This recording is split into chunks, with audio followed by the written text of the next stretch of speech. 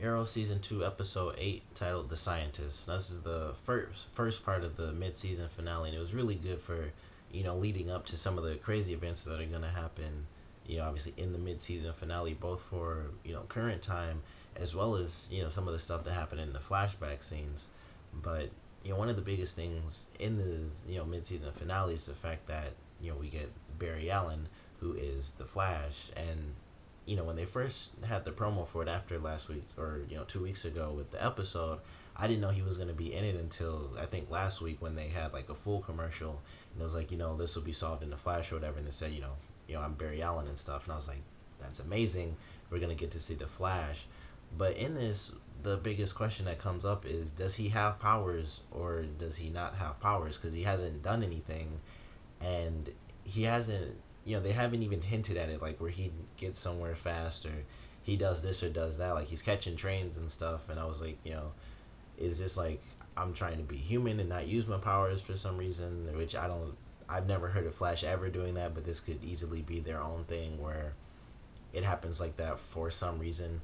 And the only real connection to him being the Flash is the fact that his mother died and he saw someone who is moving like a blur.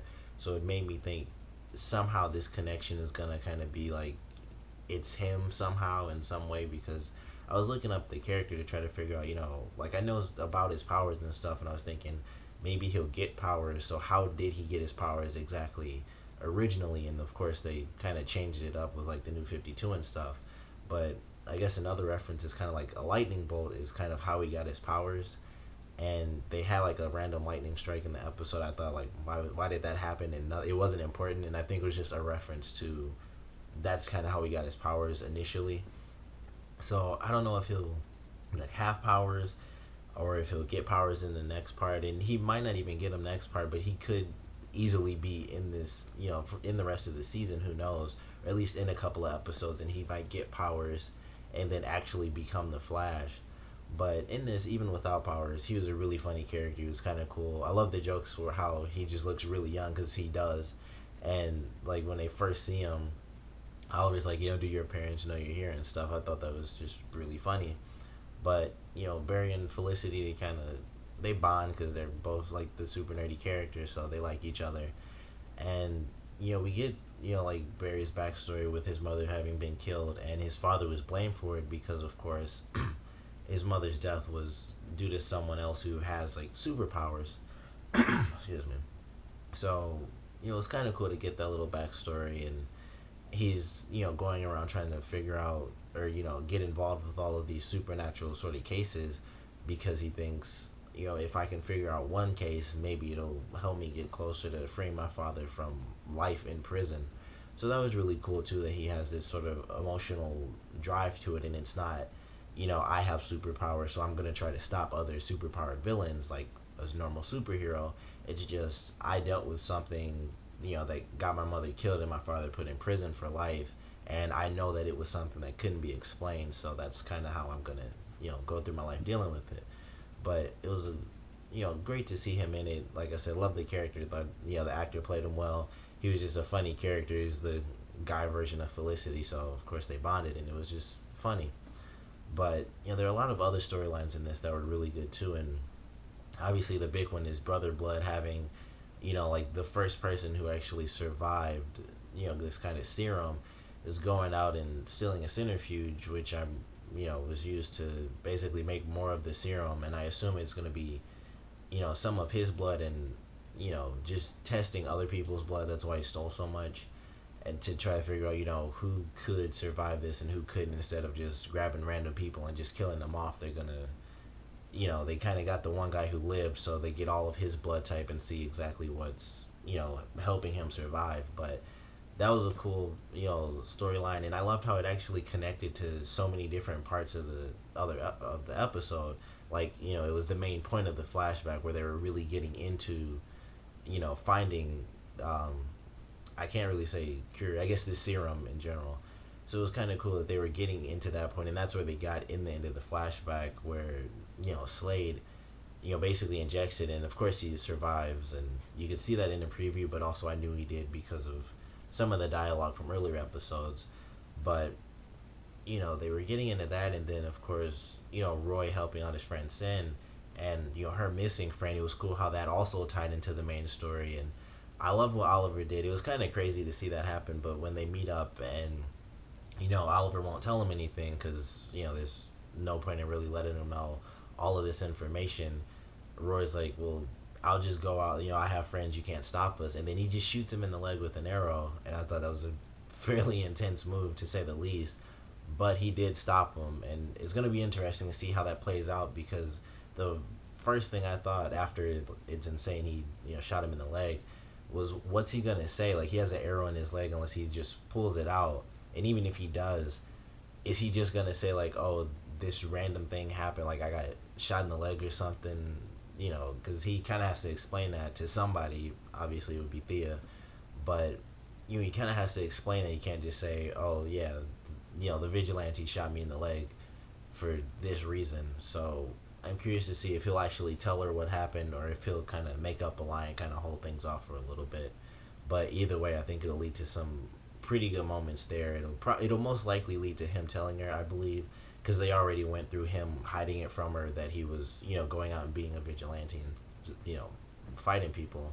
So I think he'll just end up telling her because he's kind of done with Oliver for now, especially after being shot in the leg, I think.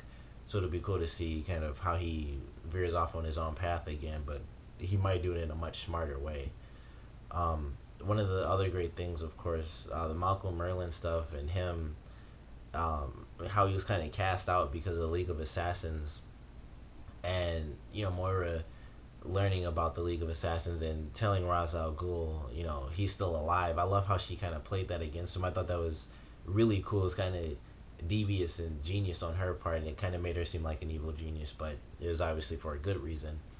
And he was popping up a little bit in the all black and stuff, and she got him. She figured out about the League, told Ra's al Ghul, and it was cool how they kind of hinted at that with like the random guy. I thought he was someone talking to who was in contact with Malcolm. I didn't know. I was confused. I was like, I don't know who this guy is. I don't know.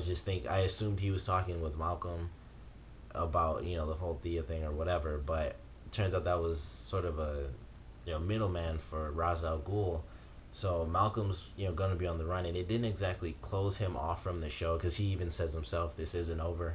So at some point, he'll be running, but he'll come back. And it was great that it kind of brought the League of Assassins right back into the show because I kind of thought it would sort of they were sort of put out once Black Canary left. And even though Malcolm Merlin was in the show, I actually thought he was still with the League, and I thought they brought him back. But in this way, it kind of makes it better because they were referenced again, and I figured if Malcolm was doing it, he was just on his own because he's Malcolm Merlin. He doesn't really need the League to help him. And I thought it would just be, Malcolm's with the League, and that would be the only reference. But we might get the League coming back into the show because they'll be in the city again, kind of looking for Merlin, or they'll be at least around. So it'll be cool to see if they really do come back into the show, and I hope they do because, it's cool to see them fight. But everything about this episode was really good. Excited for next week.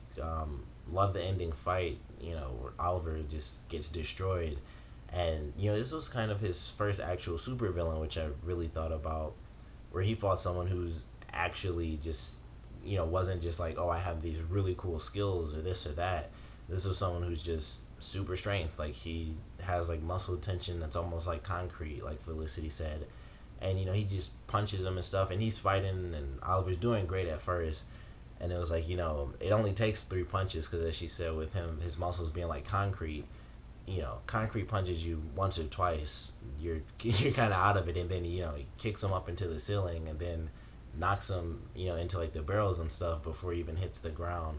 So it was cool to see that little fight because it was an actual super villain compared to just villains who would just have like amazing skills and weaponry and stuff like that.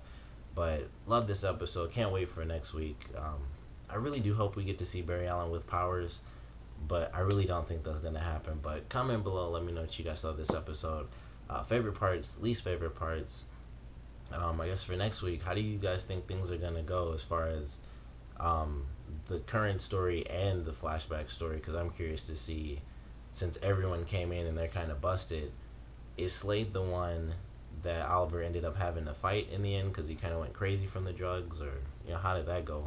Well, I'm excited for that. But comment below, let me know, and thanks for watching.